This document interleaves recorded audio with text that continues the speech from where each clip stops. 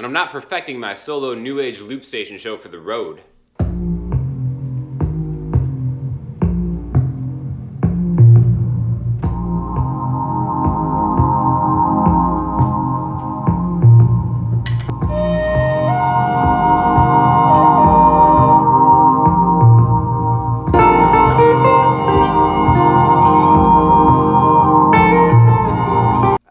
Questions that I get on YouTube, so let's get to it. Wow, look at that sexy Richlite fretboard. Richlite fretboard comment of the week. So nothing personifies my channel better than the Richlite fretboard fiasco. A while ago, I think it was on a live feed, someone asked me like, what do you think of Richlite fretboards? And I'm like, I have no idea what they are and I've never played one. To which plenty of my subscribers said, oh, by the way, the Martin that you've been playing for like a year now has a Richlite fretboard. So I didn't even know. What is a Richlite fretboard? Basically, it is composite recycled paper that has been worked into a wood-like material that they use for fingerboards on some of the Martins and the Gibsons. They use it for like a lot of different stuff.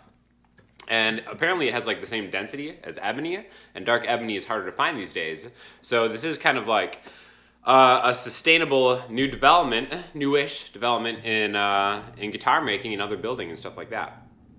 So one of the advantages is that wood breathes, like it'll like expand and shrink depending on like atmosphere changes and stuff like that. So sometimes like the actual fingerboard of a guitar can shrink and then the frets will actually poke out. So if you've ever had a guitar or maybe it feels like your frets are kind of poking out of the sides, maybe that's because there's kind of some wood shrinkage going on. So apparently that's just one of a couple advantages of the Richlite fingerboard, and I am a living example that, again, I played this for like 8 months. I had no idea it wasn't even wood.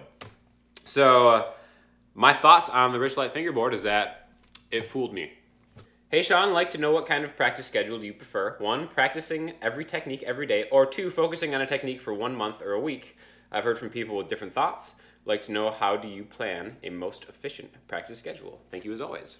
I've talked a little bit about this before, but I know it's a question a lot of people have, and it really just comes down to your goals. My practice schedule now is almost always song creativity based, but I think that's just because I kind of have a lot of the fretboard awareness under my belt. So if maybe like you're thinking about how do I really learn this fretboard type stuff, I really think just like drilling major and minor arpeggios, you know, as often as you can until you don't have to actually have your fingers do the work, where you can kind of see like, okay, root note, major third, fifth octave, root, major third, fifth octave, and be able to connect them from one to another is the best thing as far as like your techniques. So again, I always recommend trying to get as much creativity stuff into your practice routine. That's why I think a looper pedal is fantastic, because you can always lay down chord changes and then you can either drill scales on top of those, or you can kind of just practice soloing and experimenting around in them. But yeah, it just depends on your goals. If you really want to shred, definitely have a metronome, practice every day, find out how fast you can play something cleanly at a certain tempo, and then just bump it up until it becomes a challenge, and then do not move on from there.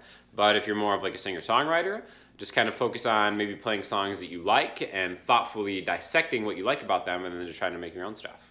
You're not faking anything, pals. You're giving actual good tips for blues, especially for beginners like me. This is a fake that is not a fake. I like it.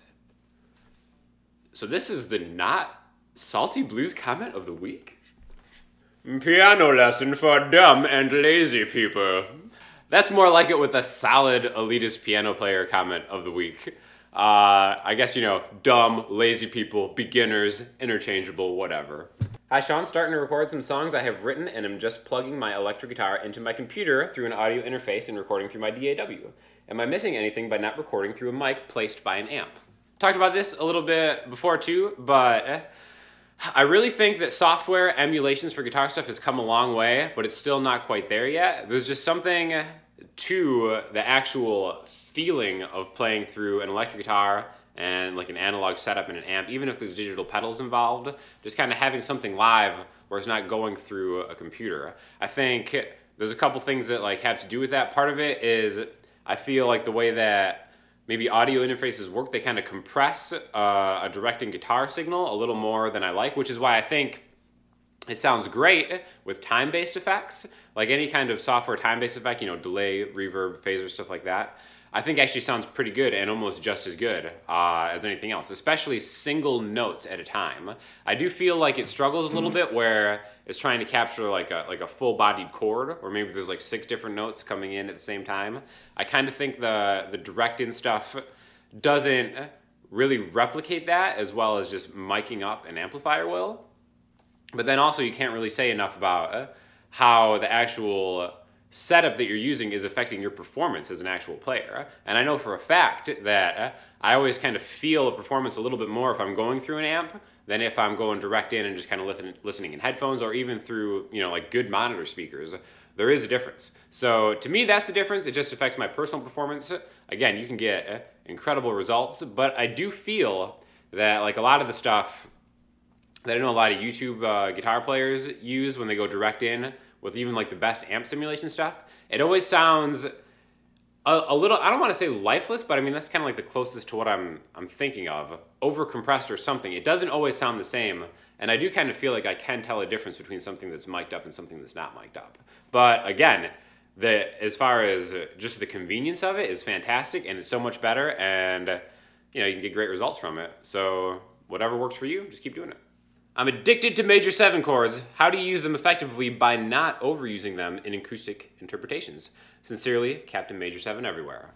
Not sure you're talking to the right guy here, because I use major 7 chords everywhere, especially in the acoustic representation stuff. In fact, that's kind of, I feel my voice on an acoustic guitar is a lot of major 7 chords. I don't really do the same thing on electric guitar for the rock stuff. It's almost kind of like a different mindset. But basically, you know, if we talk about the 3 major chords in a key, the 1, 4, and 5, you know, like let's just take like a G, C, and D. The 1 chord, G, can always become a major 7 chord. It'll sound prettier, arguably. The 4 chord, C, can always be a major 7 chord. And the 5 chord is supposed to be a dominant 7 chord. Something I do in my own acoustic guitar playing a lot is I'll take that 5 chord and I'll also make it a major 7 chord. So you could argue that I'm overusing major 7 chords there. But generally, that's it. I just kind of, you know, will take those 3 major chords, turn them all into major 7 chords. Now, you could go a little bit overboard with that. It's just tasteful playing and how much you really want to hammer on the major 7-ness of that. If you play nothing but major 7 chords, it could sound, you know, a little, I don't even know. I'm not even going to say anything bad about it because I think it's great. But definitely throw in some minor chords. Minor 7, minor 11 is another one. Minor 11 is probably the one I use the most actually now. And I think it kind of creates a good atmospheric foil to a major 7 chord and kind of keeps it from ever getting stale or bland. So major 7 on, people. For listening homework, I'm going to throw you to Miku. Did you know that the biggest pop star in Japan is not actually a living human being? Some of you probably do because there's this like really crazy Miku pedal that a lot of other guitar YouTubers have done. I think Rob Chapman's review of that, I'm going to link that too because it's pretty fantastic. I can't even explain it, you just have to see it for yourself. But Miku is this Japanese pop star who sells out all these shows, and all it is a computer representation of a pop star that kind of dances around on stage. And I was listening to it last week with my brother, kind of as a joke because he'd never heard of Miku before. And as I was listening to it, I was like, you know what, this is actually kind of rocking. So I don't know if it's just because I've been kind of sick last week and I'm starting to lose it a little bit, but I was definitely getting down on some Miku, so now you have to too. So check that out. Let me know what you think. If you have any questions or comments, hit me up in the comments section, Instagram, Twitter, or the website, and I'll talk to you all soon. Thanks a lot.